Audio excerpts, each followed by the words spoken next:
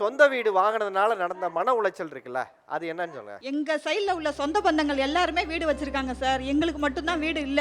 எப்படி ஃபீல் பண்ணேன்னா, நம்ம தான் வந்து எல்லார விட அடியில இருக்கிறோம். நம்மளும் அவங்களுக்கு ஈக்குவலா வரணும் அப்படின்னு நான் நினைச்சேன். வீடு கட்டி இப்போ 3 வருஷம் ஆயிடுச்சு சார். இப்போ 3 வருஷத்துல ஒரு நாள் சந்தோஷமா இருந்தோம் சார். வீடு கட்டி ஹாலை பாக்குறோம், பெட்ரூமை பாக்குறோம், ஏன் கிச்சனை பாக்குறோம், பாத்ரூமை போய் பாக்குறோம் சார் கதவை திறந்து. அப்ப நம்மளுக்கு அந்த ஒரு நாள் இருந்தது சார் எனக்கு அந்த மன நிம்மதியும் சந்தோஷமும். அதுக்கப்புறம் இன்னைய வரைக்கும் இல்ல சார். அதான் உண்மை. எங்க சொந்த வீடு பெரிய வீடு சார். ஆனா எங்க சொந்தக்காரங்களே எங்களுக்கு வரமாட்டேங்கிறாங்க எங்க வீட்டுக்கு.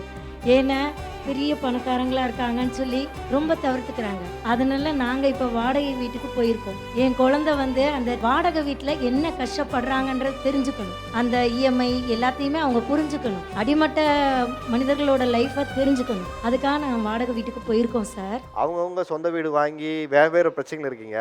ஆனால் சொந்த வீடு வாங்கி நாங்கள் பணக்காரர் இருக்கிறனால சொந்த பந்தங்களே வீட்டுக்கு வர தவிர்க்கிறாங்க. ஆமா, இப்ப எனக்கு அப்பார்ட்மெண்ட்ஸே சொந்தமா இருக்கு.